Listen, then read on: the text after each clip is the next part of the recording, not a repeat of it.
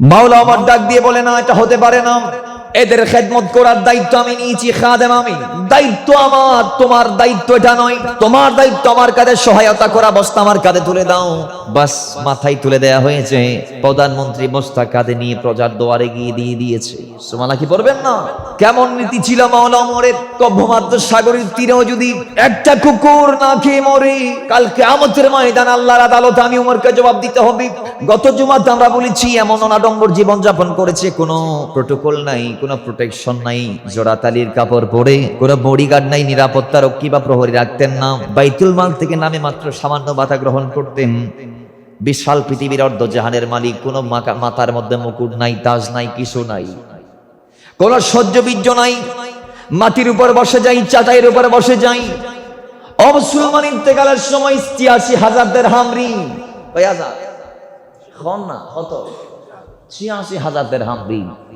আর আমাদের আজকের চিত্র আমরা দেখি সম্পূর্ণ বিপরীত। একজন ইউপি মেম্বার, সে যখন মেম্বার হয় আঙ্গুল ফুলে কলা গাছ। একজন চেয়ারম্যান হতে দেরি, গর্বে লিমাতে দেরি না। তাহলে কোথায় আছেন? অথচ মাওলা ওমর অর্ধ পৃথিবীর শাসক ছিলেন, ইন্তেকালের সময় ঋণ ছিল ৮৬,০০০ দিরহাম। ৮৬,০০০। সারা রাত ঘুরে ঘুরে মানুষদের দ্বারে দ্বারে যাইতেন, খবর রাখতেন। একটা ওয়াকিয়া, একদিন মাওলা ওমর রাস্তা দিয়ে হাঁটছি, একটা নীরব পল্লীতে যখন তিনি গেলেন, একজন নারীর আকুতি কাকুতি বাসনাপূর্ণ একটা যখন তিনি নিশিরাতে গান শুনতে পারলেন, মাওলা ওমর আর দেরি করে নাই। ঘরের দরজা বন্ধ, দরজা দিয়ে ঢোকা যায় না, বেড়া তিনি ছিঁড়ে ঘরের ভিতর প্রবেশ করলেন। নারী বলে, কে আপনি? কয়, আমি কে এটা পরে বলিও, আগে তুমি নিশিরাতে কেন একাকি গান গাচ্ছ, এটা আমার জবাব দাও। জুড়ে বলি সুবহানাল্লাহ। এই জনপদে তুমি একা একা গান কেন করছো, আমার জবাব দাও। তুমি তো নারী, তোমার জবানকে হেফাজত করতে হবে। তুমি বড় বড় করে গান গাও, গুনগুন করে গান গাচ্ছ, কারণ কি আমি জানতে চাই। মাওলা ওমর প্রশ্ন করলেন। নারী বলে, আমি তো ভুল করেছি একটা, আপনি করেছেন একাধিক, কিভাবে? আল্লাহর কোরআন বলেছে, তোমরা যখন কারো ঘরের মধ্যে প্রবেশ করতে চেষ্টা করবা তখন অনুমতি দাও, সালাম নাও, সালাম দাও, অনুমতি নাও। আপনি তো সালামও দিলেন না, অনুমতিও নিলেন না, আর আপনি আমার ঘরের বেড়া ছিঁড়লেন। এটা ছিল আপনার তৃতীয় ভুল। কারণ একজন বান্দার হক নষ্ট করার দায়িত্ব তো আল্লাহ আপনাকে দেই নাই। চতুর্থ, আপনি যে ভুলটা করলেন সেটা হচ্ছে আপনি একজন নারীর গৃহে প্রবেশ করলেন, তাও কোনো অনুমতি ছাড়া, প্রোটেকশন ছাড়া। আপনার সাথে আমার কথা বলতে হচ্ছে, আপনার সাথে যে আমার এই যে সম্মুখ সরাসরি সাক্ষাৎ হচ্ছে, এটাও তো পর্দার খেলাফ হয়ে গিয়েছে। কথা বলেন ঠিক কিনা? মাওলা ওমরকে তিনি বলছেন, না চিন, আপনি ভুল করলেন ৪টি। কাল সকালে আমি আপনার বিরুদ্ধে ওমরের আদালতে বিচার নিয়ে যাব। তখন মাওলা ওমর একটু নিজের ব্যাপারে কৌতূহলী হয়ে বলে, ওমরকে আবার? কোন ওমর? খলিফা ওমর। তিনি তো মানুষটা তেমনটা ভালো না মনে হয়, তা আপনি ভুল আরেকটা করলেন। এই জনপদের যিনি অধিপতি আছে মাওলা ওমর, সারা জিন্দেগিতে তিনি কোনো অন্যায় করে নাই। জোরে বলি সুবহান। এখন আপনি ভুলটা আরেকটা করলেন, আপনার বিরুদ্ধে আমি খলিফার দরবারে গিয়ে নালিশ করব। মাওলা ওমর ডাক দিয়ে বলে, ঠিক আছে, তুমি কেন গান গাইলে একটু আমাকে বলতে পারো?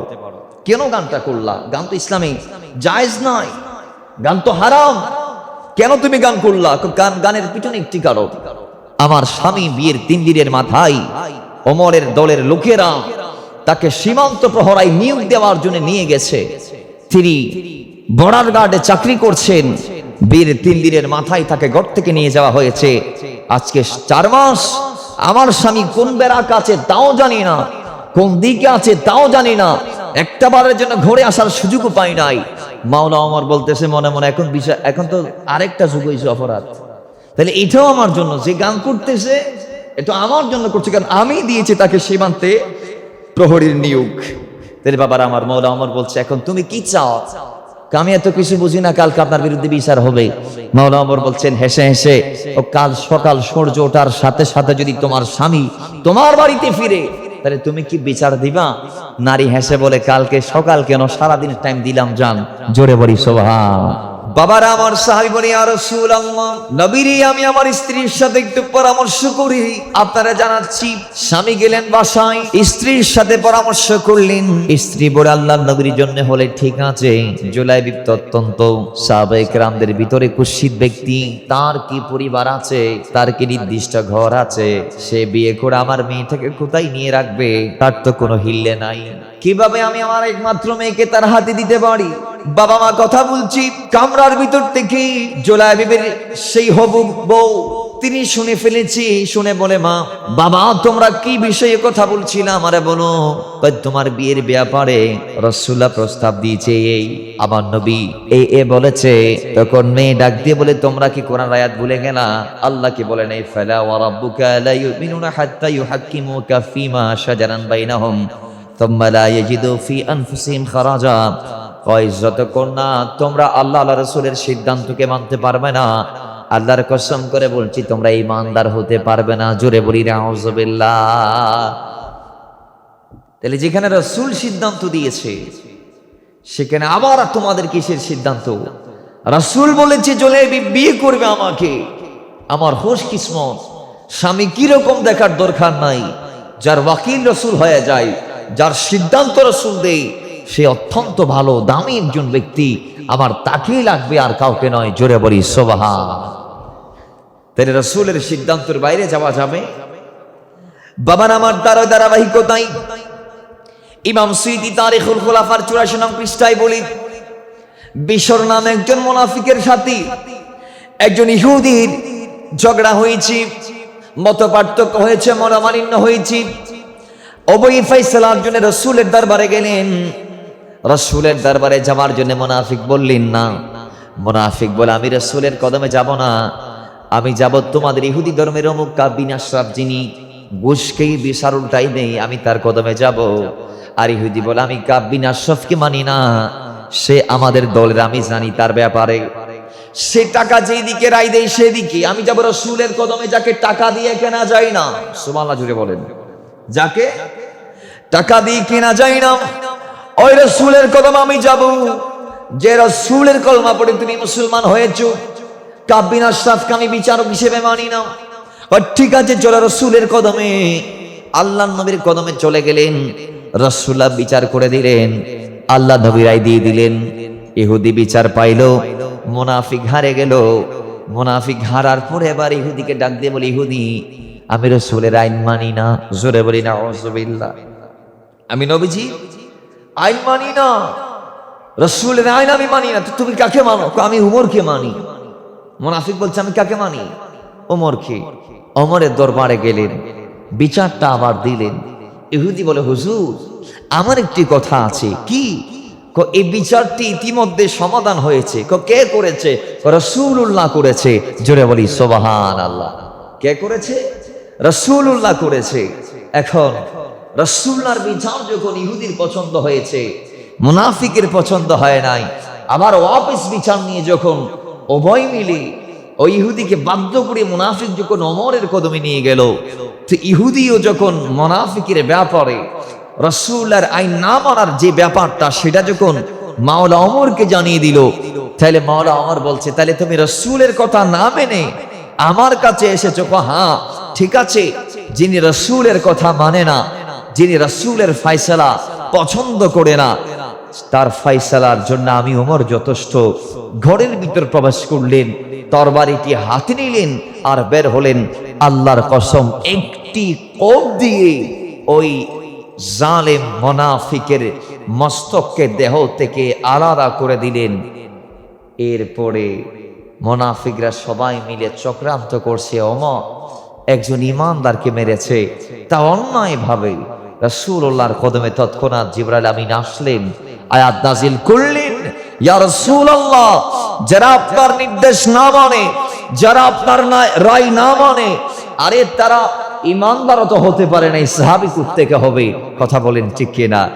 আল্লাহ বলে, যারা রাসূলের নির্দেশ না মেনে অন্য দ্বারে যাইতে চায়, ইসলাম দূরের কথা, এখনো তারা কলমা পড়তে পারে নাই, মুসলমান হতে পারে নাই। আল্লাহ বলে, লা ইউমিনুন, তারা ইমানদার হতে পারে নাই। তাহলে বোঝা গিয়েছে মাওলা ওমর সেই ব্যক্তি। এজন্যে হাদিসে রাসূলে তার ব্যাপারে এমনভাবে বলা হয়েছে যে আপনি অবাক হয়ে যাবেন। তার দ্বীনের ব্যাপারে, তার গরিমার ব্যাপারে, তার ইলমের ব্যাপারে, রাসূলুল্লাহর সাথে তার সুসম্পর্কের ব্যাপারে তিনি ছিলেন অত্যন্ত জাইয়্যিদ একজন ব্যক্তি। আমার নবীর সাথে কেমন সম্পর্কটা তার ছিল আমরা যদি একটু করে জানতে চাই, ফাজাইলুস সাহাবার মধ্যে ইমাম আহমদ ইবনে হাম্বল রাহমাতুল্লাহ আলাইহি তিনি বলছেন, ক্বালা রাসূলুল্লাহ সাল্লাল্লাহু আলাইহি ওয়াসাল্লাম ওমর মিন্নি ওয়া আনা মিন ওমর ওয়া আহিল্লু হাইথু ইয়াহিল্লু ওমর। রাসূল সাল্লাল্লাহু বলেছেন যে ওমর আমার থেকে, আমি ওমর থেকে, আর ওমর যা হালাল করেছে আমি রাসূল কিন্তু তা হালাল করেছি। জোরে বলি সুবহান। কিভাবে?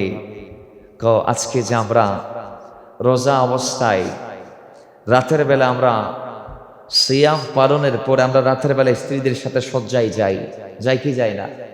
স্ত্রীদের সাথে টাইম পাস করি, যদি রোজা অবস্থায় সম্পূর্ণ হারাম, কিন্তু রাতের বেলা আমরা করি। একদিন মাওলা ওমর, আগেকার সময় এটা হারাম ছিল, জায়েজ ছিল না। পরবর্তীতে একদিন মাওলা ওমর রাতের বেলা স্ত্রীর সাথে মিলিত হয়ে গেলেন। রোজা চলমান সময়, তখন তো শোয়ার পরই রোজা শুরু হতো।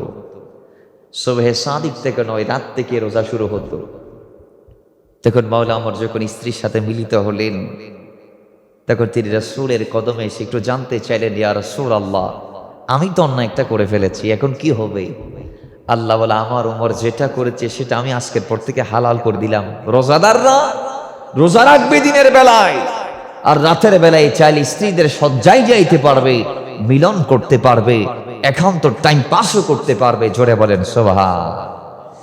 এজন্য বলা হয়েছে ওয়াহিল্লু হাইসু ইয়াহিল্লু ওমর, ওমর যা হালাল করেছে আমি তা হালাল করেছি।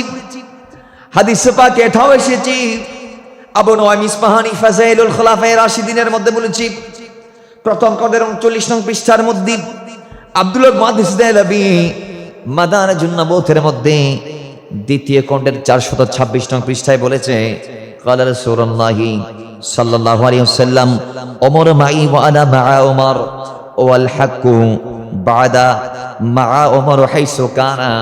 আমি রাসূল ওমর থেকে, ওমর আমার থেকে, আর ওমর যেখানে থাকুক না কেন সত্য হচ্ছে ওমরের কদমে কদমে থাকবে সব সময়। জোরে বলি সুবহান। ওমর যেই গানে সত্য সেই গানে, ওমর যেদিকে হাত সেদিকে। হাদিসে আরো এসেছে, ইমাম তাবরানী আওসাতের মধ্যে হযরত আবু সাঈদ খুদরী থেকে বর্ণনা করেছেন, রাসূল সাল্লাল্লাহু আলাইহি ওয়াসাল্লাম ইরশাদ করেছেন, মান আবাগাদা ওমর ফাকাদ আবাগাদানি। কেউ যদি ওমরকে দেখতে না পারে, কেউ যদি ওমরের প্রতি বিদ্বেষ রাখে, ফাকাদ আবাগাদানি, তাহলে সে আমি রাসূলের প্রতি বিদ্বেষ যেন রাখলো। আর ওয়ামান আহাব্বা ওমর, কেউ যদি ওমরকে ভালোবাসে, ফাকাদ আহাব্বানি, সে যেন আমি রাসূলকে ভালোবেসে ফেলেছে। জোরে বলি সুবহানাল্লাহ। বাবারা আমার, রাসূলের প্রতি তার ভালোবাসা কেমন ছিল দেখেন। সিদ্দিক আকবর বলছেন, ক্বালা আবু বকর আলামা জাহারিল আরদি রাজুলুন আহাব্বু ইলাইয়া মিন ওমর। কই আল্লাহর এই জমিনে আমি সিদ্দিক আকবরের কাছে ব্যক্তিদের ভিতরে অধিক প্রিয় হচ্ছে মাওলা ওমর। আমি সিদ্দিকের কাছে ব্যক্তি যত আছে জমিনে, তন্মধ্যে সবচেয়ে প্রিয়কে মাওলা ওমর। তিনি শুধু সিদ্দিক আকবর এর ভালোবাসা পান নাই, রাসূল আর প্রত্যেকটা সাহাবী তাকে একেবারে এমন অনার করত যেটা বলার বাইরে। মাওলা আলী সহ, মাওলা আলী ইবনে আব্বাস বলছে, আমি দেখছি ওমরের লাশ যখন আমরা খাটিয়াতে করে নিয়ে যাচ্ছি, তখনও মাওলা আলী হাত তুলে দোয়া করতেছে মাওলা ওমরের জন্য। সুবহানাল্লাহ কি পড়বেন না?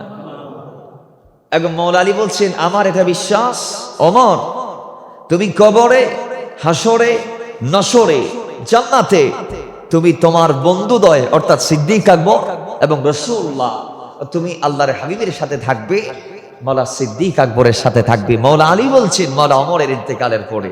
সুবহানাল্লাহ কি বলা যাবে না? বাবার আমার, রাসূলুল্লাহর প্রতি তার ভালোবাসাটা কেমন আল্লাহ তো বলে দিয়েছেন সূরা তাওবা 25 আয়াতে, 24 আয়াতে আল্লাহ যে বলেছেন, কুল ইন কানা আবাউকুম ওয়া আবনাউকুম ওয়া ইখওয়ানুকুম ওয়া আজওয়াজুকুম ওয়া আশিরাতুকুম ওয়া আমওয়ালুন ইকতারাফতুমুহা ওয়া তিজারাতুন তাখশাউনা কাসাদাহা ওয়া মাসাকিনু তারদাউনাহা আহাব্বা ইলাইকুম মিনাল্লাহি ওয়া রাসূলিহি ওয়া জিহাদিন ফি সাবিলিহি। আল্লাহ যে বলেছেন বলতে বলতে ফাতারাব্বাসু হাত্তা ইয়াতি আল্লাহু বিআমরিহি ওয়াল্লাহু লা ইয়াহদিল কওমাজ যালিম কওমাল ফাসিকিন। আল্লাহ যে বলেছে রাসূলকে আল্লাহকে কেমন ভালোবাসা লাগবে, নিজের মায়ের চেয়ে বেশি, বাবার চেয়ে বেশি, নিজের সন্তানের চেয়ে বেশি, ভাইয়ের চেয়ে বেশি, স্ত্রীর চেয়ে বেশি, গোত্রের চেয়ে বেশি, অর্জিত ধন দৌলতের চেয়ে বেশি, ব্যবসা বাণিজ্যের চেয়ে বেশি, বাসস্থানের চেয়ে বেশি আল্লাহ রাসূলকে ভালোবাসতে হবে। তো এই সবগুলার প্রমাণ দিয়েছে মাওলা ওমর কিভাবে তিনি আল্লাহর এই জমিনে রাসূলের কদমে এমন ভাবে মকবুল হয়েছে যে একদিন রাসূলুল্লাহর সাথে হাত ধরে হাঁটছি। ইমাম বুখারী হাদিসটা কোট করেছেন, সহিহ বুখারীর দ্বিতীয় খণ্ডের 981 নং পৃষ্ঠায় 6178 নং হাদিসে এসেছে যে কুন্না মা'আন নবী সাল্লাল্লাহু আলাইহি ওয়াসাল্লাম ওয়া হুয়া আখিযুন বিয়াদি। আমার নবীর হাত দিয়ে যখন একদিন ওমর হাঁটছিলেন, হঠাৎ তিনি বলে ফেললেন, ইয়া রাসূলুল্লাহ, আমার জানের চেয়ে আপনি আমার কাছে, আমি আপনাকে আমার জান ছাড়া বাকি যা আছে সবগুলার চেয়ে বেশি মহব্বত করি। আমার নবী বললেন, ঈমান এখনো পরিপূর্ণ হয়নি ওমর। তিনি বুঝতে পারলেন, কারণ তিনি ছিলেন অত্যন্ত জ্ঞানী একজন সাহাবী। জোরে বলি সুবহান। বুঝতে পারলেন রাসূলকে জানের চেয়ে বেশি মহব্বত করতে হবে। বলে দিলেন, ইয়া রাসূলুল্লাহ, আমি আল্লাহর কসম করে বলছি, ইয়া রাসূলুল্লাহ, রাসূল আপনাকে আমি এত বেশি মহব্বত করি যে আমি আমার জানের চেয়ে, আমার মালের চেয়ে, সবগুলার চেয়ে ইয়া রাসূলুল্লাহ আমি আপনাকে অতিরিক্ত পরিমাণ বেশি বেশি ভালোবাসি। জোরে বলি সুবহান। ফাকালা নবী সাল্লাল্লাহু আলাইহি ওয়াসাল্লাম, এবার আমার নয় বলছেন, আলআন ইয়া ওমর, বরাবর হয়েছে ওমর, বরাবর হয়েছে। তাহলে তিনি আমার নবীকে সবচেয়ে বেশি মহব্বত করতেন। আমার নবীর পরিবারকে আমার নবী বলেছেন, শুধু আমাকে মহব্বত করলে হবে না, হাদিসে পাকে এসেছে রাসূলের পরিবারকে নিজের পরিবারের চেয়ে বেশি মহব্বত করতে হবে, নিজের সত্তার চেয়ে রাসূলের সত্তাকে বেশি মহব্বত করতে হবে। তিনি প্রমাণও দিয়েছেন যে যখন রাসূলুল্লাহ সাহাবায়ে কেরামগণ গনিমতের মাল তিনি যখন নবীর সাহাবীদেরকে মাদায়েন বিজয়ের পরে বন্টন করে দিচ্ছিলেন, তখন তিনি আল্লাহ নবীর যে নওয়াসা মাওলা হাসান ও হুসাইন এদেরকে দিচ্ছেন ডাবল, নিজের ছেলে আব্দুল্লাহকে দিচ্ছে কম, অর্ধেক তাদের। কেন আব্দুল্লাহ বলছে, আব্বাজান আমিরুল মুমিনিন, আপনি প্রধানমন্ত্রী, আমি প্রধানমন্ত্রীর ছেলে, হাসান হোসেনকে আপনি আমার ডাবল দিলেন, আমারে দিলেন তাদের অর্ধেক। অথচ আমি যখন রাসূলুল্লাহর কদমে ছিলাম তখন হাসান হোসেন ছিল ছোট্ট বাচ্চা। আমি যখন রাসূলের সাথে যুদ্ধে গিয়েছিলাম হাসান হোসেন ছিল তখন ছোট বাচ্চা। আজকে তারা বড় হয়ে আমার ডাবল গনিমা নিচ্ছে আর আমি অর্ধেক পাচ্ছি খলিফার ছেলে হয়ে। কারণ কি?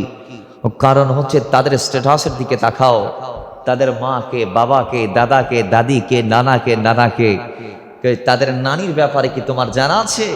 তাদের নানা কে তুমি জানো? তাদের নানার মতো কোনো নবী আর রাসূল আল্লাহ দুনিয়াতে পাঠাই নাই। জোরে বলি সুবহানাল্লাহ। তাদের নানির মতো কোনো নানি দামি দুনিয়াতে আল্লাহ পাঠায় নাই। তাদের মা বাবার মতো দামি মা বাবা আর কেউ হতে পারে না। তাদের খালা, খালু, ফুফা, ফুফি, জেঠা ইত্যাদি ইত্যাদি, দাদা, সব দিক দিয়ে তারা তোমার চেয়ে অগ্রগামী বিদায়, তারা তোমার ডাবলটা পেয়েছে। জোরে বলি সুবহান।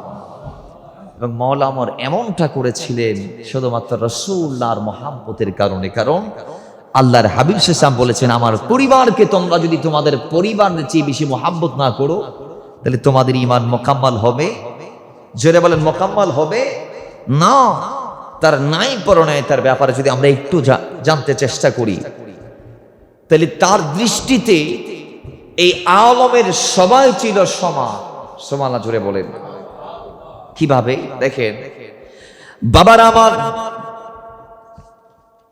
এই ওয়াকিয়া খানা জালালউদ্দিন আমজাদির খুতবাত মুহররমের মধ্যে এসেছে 138 নং পৃষ্ঠা থেকে 39 নং পৃষ্ঠায়। সিরিয়ার গাসসানের খ্রিস্টান বাদশাহ জাবলা 500 জন সৈন্য নিয়ে রাসূলুল্লাহর সাহাবী মাওলা ওমরের কদমে আসলেন। আসার পরে তিনি অত্যন্ত শান শওকতের সহিত মূল্যবান অলংকার পরিধান করে মদিনায় তাইবায় এসে ইসলামটাকে কবুল করলেন, তিনি মুসলমান হয়ে গেলেন। জোরে বলি সুবহান। এরপর তিনি বলছেন, ওমর আমি তো 500 জনকে নিয়ে আমি বাদশা মুসলমান হলাম, আমি চাচ্ছি একটু আপনাকে নিয়ে খানে কাবাটা তাওয়াফ করতে, একটু চলেন না আমরা হজ করতে যাই মক্কায়।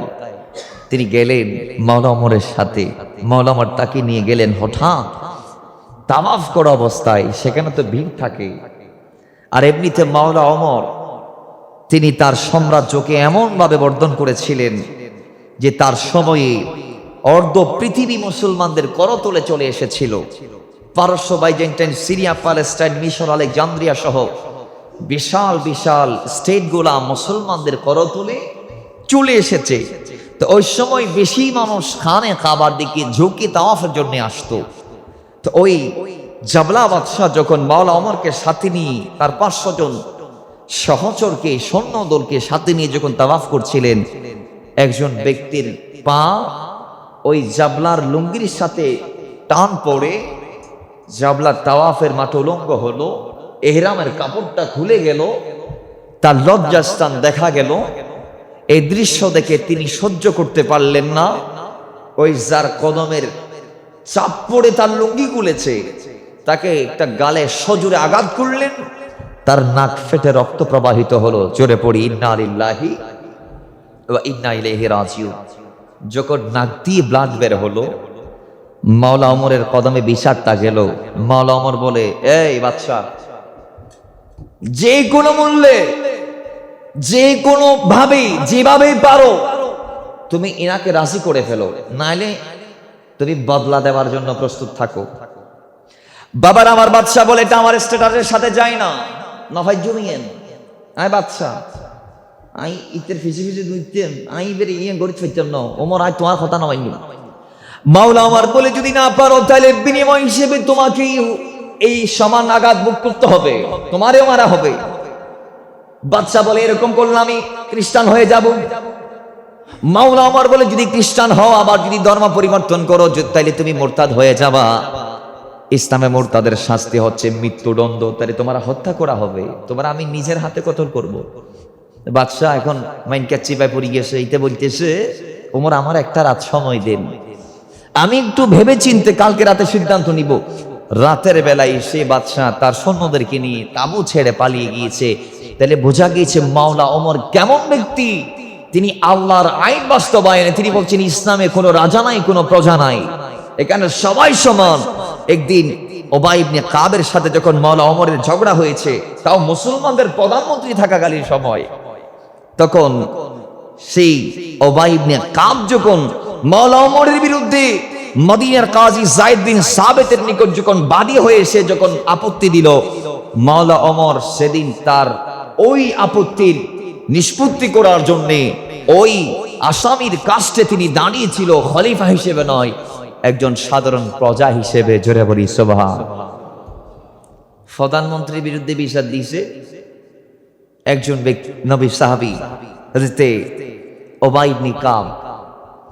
যখন উবাই ইবনে কাব বিচার দিল ওমরের বিরুদ্ধে, খলিফার বিরুদ্ধে, কাকে?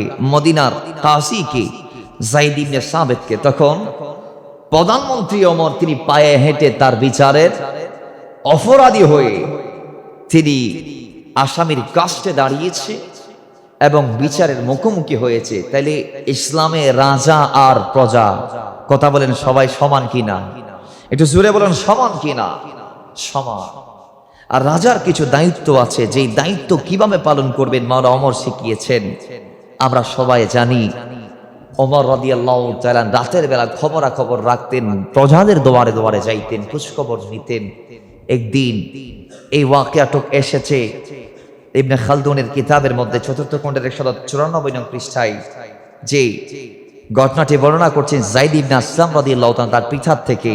তার পিতা বলছেন যে আমি ওমরের গোলাম ছিলাম, মাওলা ওমরের সাথে আমি একদিন রাতের বেলা বের হলাম, হঠাৎ করে একটা ঘর থেকে আমরা কান্নার শব্দ শুনে আমরা ঘরটির পাশে গেলাম।